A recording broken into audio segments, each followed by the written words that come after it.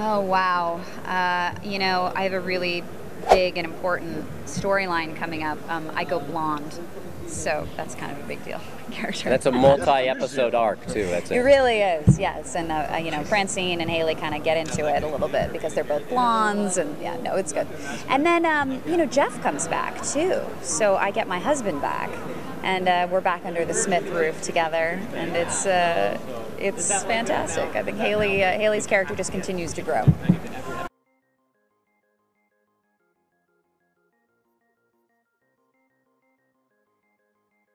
You know, it's been really interesting. I mean, we were I think 9 years with Box, which is a long time, and to give them credit where credit is due, they left us alone and they let us grow and they let our show find its fan base, and that was really fantastic.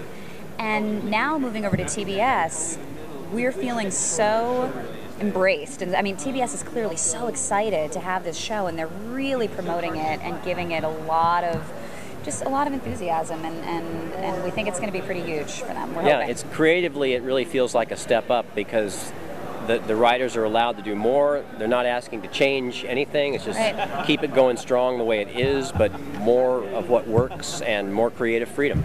So it's good all around. Mm-hmm.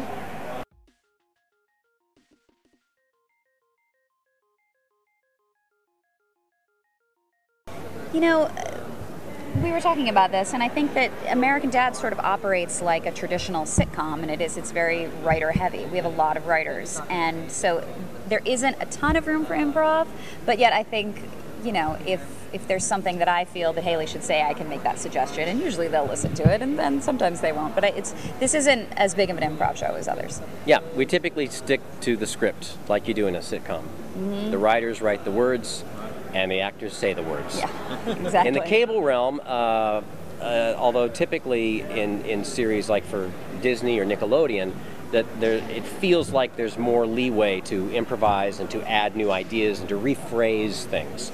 But with our show, where the writing is really the thing, as with an on-camera sitcom, these words and these jokes have been crafted and polished for months as a team, and they pretty much want to hear that. Mm-hmm.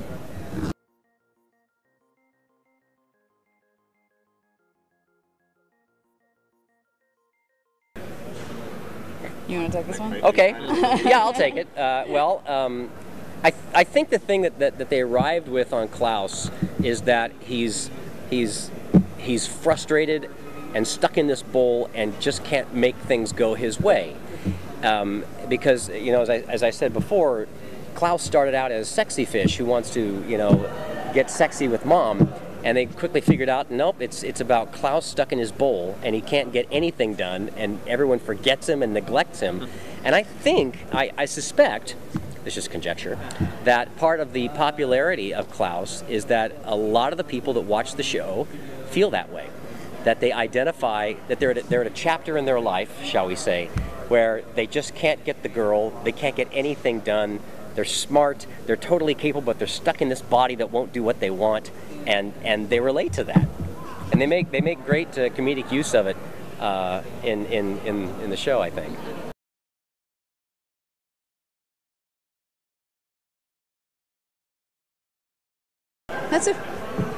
That's a really good question. I'm not exactly sure why they didn't take, you know, go that way. I mean, I think actually, you know, if I'm really thinking about it, if you look at Haley's history and her, you know, we all know what her extracurricular activities are.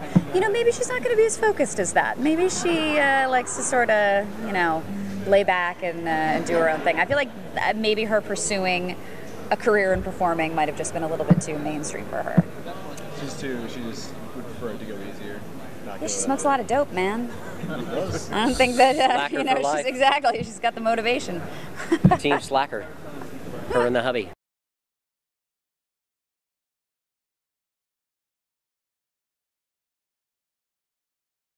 Yeah, it's been actually a slow evolution for the two of them, but I think where we are now, they're definitely getting back together, and things are looking bright and promising for the two of them. I mean, honestly, Jeff Fisher is one of my favorite characters on the show. I love that character, and I'm so glad that he's back because the two of them together, I think it's comedy gold, you know.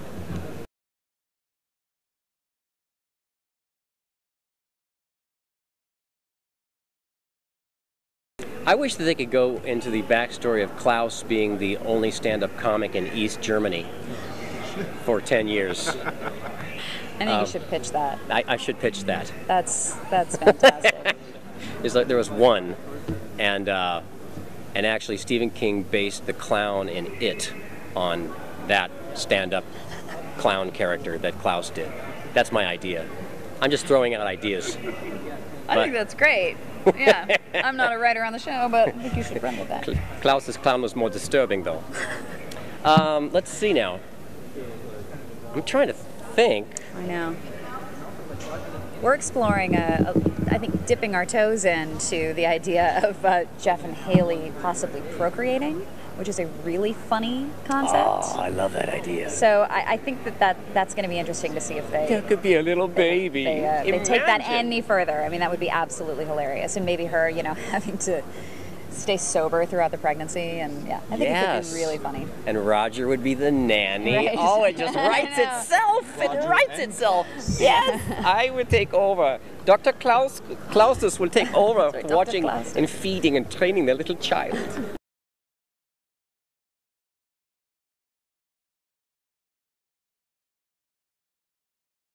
Oh God! I mean, sure.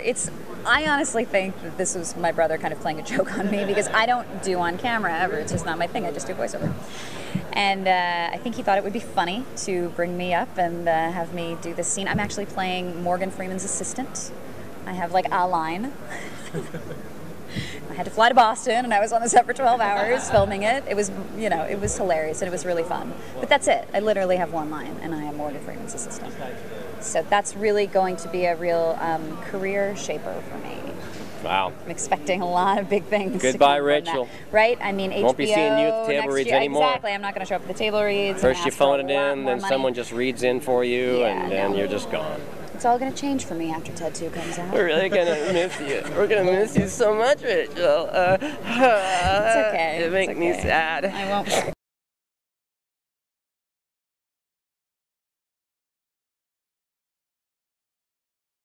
His name? Let's go back. Let's step back 5 or 6 years when he was really involved with American Dad and at the table reads. Yeah. No, I mean, it's fantastic. I mean, seriously, Seth and I have been working together, creatively since we were tiny. I mean, we were doing musical theater together when I was 5 and he was 7, and so when I started doing Family Guy in the very beginning with him, we speak the same language. So he's the best director I've ever worked with because he just needs to give me one word like, remember that Barbie record you used to have? Yes, no, I got it. Okay, I know what you're going for. It's great. We work beautifully together, and it was actually really fun on the set of Ted 2 to just get that little, that little moment of seeing him as an on-camera director. I mean, it's pretty trippy. But he's an incredibly gifted director, and it's really fun to work with him.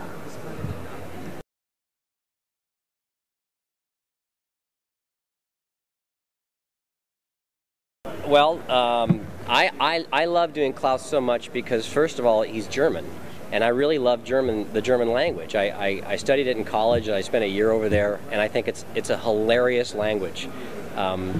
Most people think of it as very stern and strict. Some see it as harsh sounding. I've always found it beautiful and this doorway to all sorts of fascinating things, artistic and scientific. Sure, there was a couple of world wars, but there's a lot of really marvelous things that the German language is a gateway to, and I'm speaking seriously here. And so I really love playing this character partially because of that. The other part, it's very well written. It's fairly light duty. It's not something that rips up my voice, like another show where I'm doing that kind of stuff, which is about half of what I do. That kind of stuff. that can get tiring on the voice, which it's great fun. But this is just kind of it's like a vacation with friends. It's like, you know, the table read is like being on the Carol Burnett show or something. It's having fun with friends, making people laugh. And so I love that. I love that we have a table read with an audience. As an actor, I just do voiceovers exclusively now as well. I don't get an audience. But when we do our table reads for this show, we got an audience. The various executives and people that make the show are there to listen to the entire show straight through as a show and see if this joke works and that scene works. So there's all of that. So there's a lot of things about it that are very unique in animation for me, the kind of stuff that I do, that make it really super fun.